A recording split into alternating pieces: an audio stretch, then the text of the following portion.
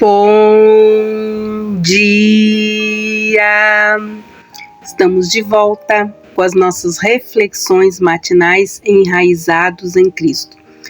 Nós estamos meditando em 25 sementes para o ano de 2025. Quero pedir perdão aos irmãos, eu tive uma semana bem difícil, um resfriado muito forte, eu fiquei quase sem voz, por isso não pude gravar e passar as outras sementes. Então, por isso, para que a gente não perca então esse projeto que Deus colocou no nosso coração, nós vamos precisar receber mais de 2 sementes por vez.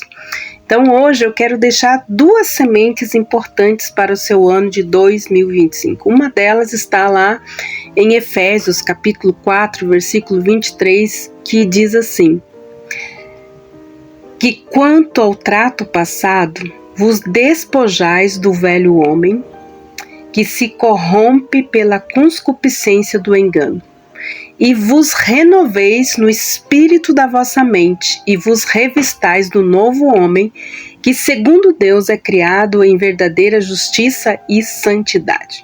Hoje eu quero falar para você, renoveis, que você busque a renovação no espírito da vossa mente.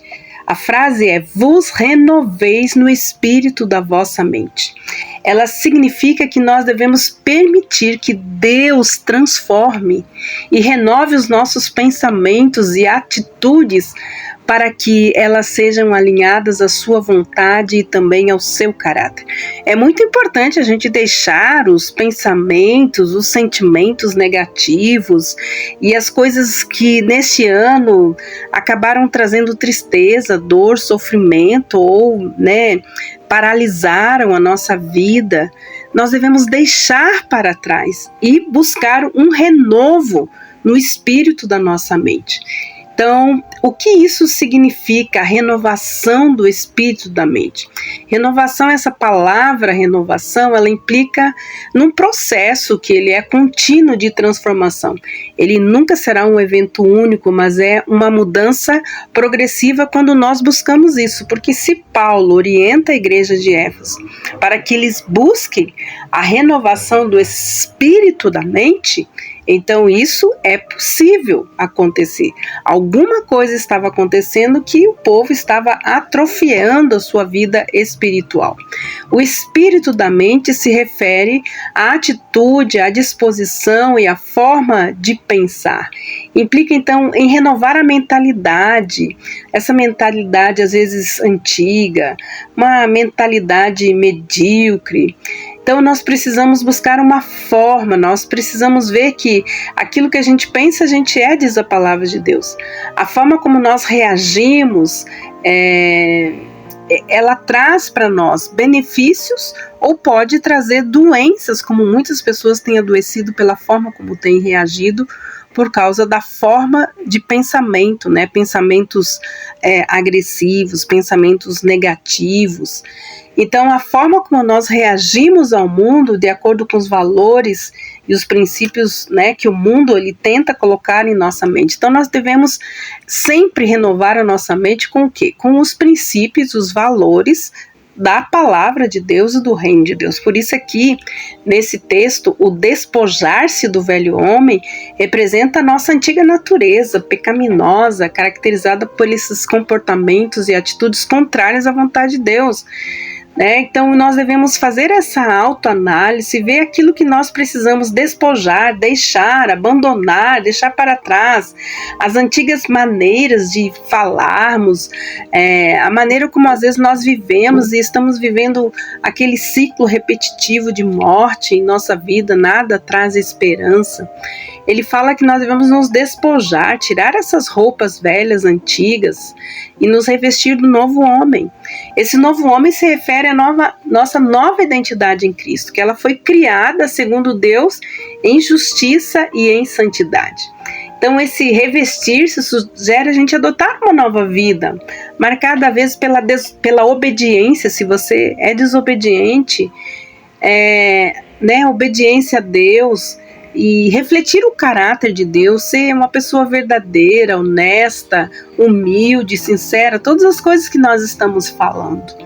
Então, quais são as aplicações práticas para nós termos uma renovação no espírito da nossa mente?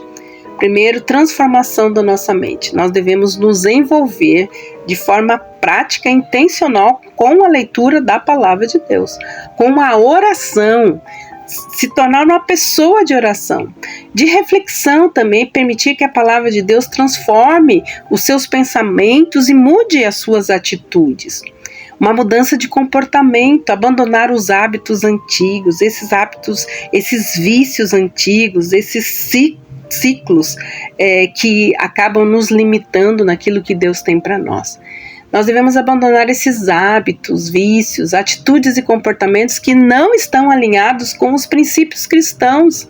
Nós devemos adotar aqueles que refletem o caráter de Cristo.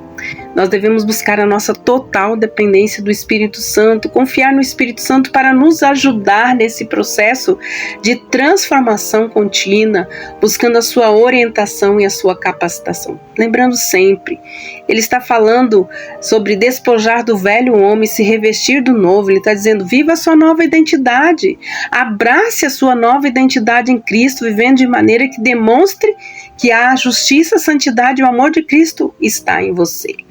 A renovação do espírito da mente é um chamado a viver uma vida transformada, refletindo o caráter de Deus em todas as áreas da nossa vida. Então, que você possa buscar esse processo neste novo ano de renovação de mente, de entendimento, para que você possa conhecer, então, a vontade de Deus. E eu quero também trazer uma outra semente, a 15ª semente, que é persevere nisso, persevere em semear essas sementes na sua vida.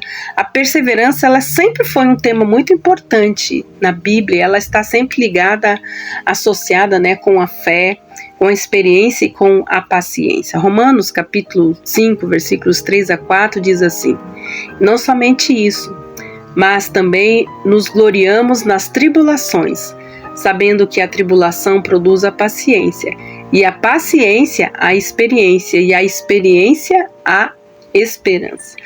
Significa aqui que Paulo ensina que as tribulações, elas sempre têm um propósito, pois elas produzem em nós paciência, que por sua vez ela fortalece em nós o caráter e gera em nós esperança. E essa esperança nos faz perseverar nas dificuldades que vão refinando, a nossa fé como o ouro.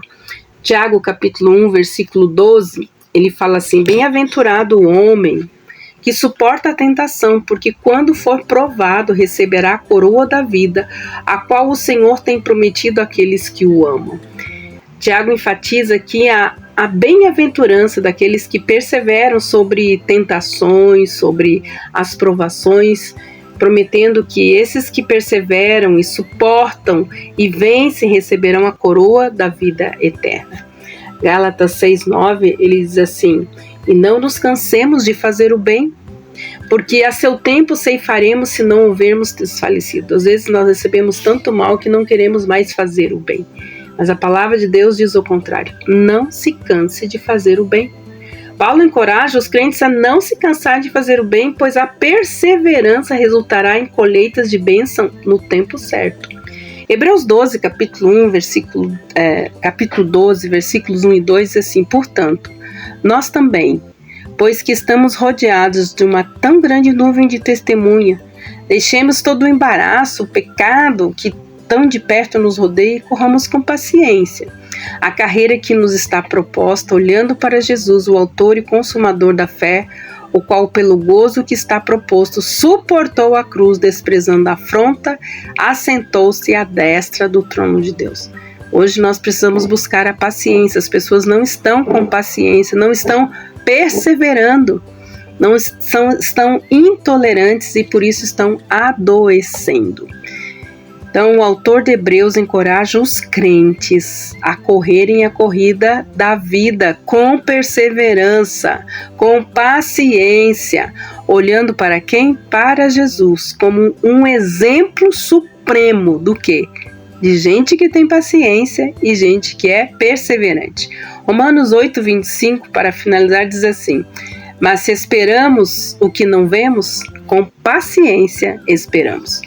Esse versículo destaca a importância da paciência e da perseverança na esperança das promessas de Deus. Mas quando não podemos vê-las imediatamente.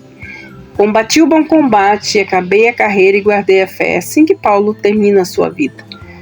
Ele reflete a sua vida de fé. Ele foi um homem que perseverou até o fim, completou a sua corrida e manteve a sua fé intacta, porque teve paciência, porque perseverou na fé. Então, confie em Deus, persevere mesmo em meio às dificuldades, confie em Deus, em suas promessas, persevere nas tribulações. Jesus é o modelo da perseverança, devemos olhar para Ele.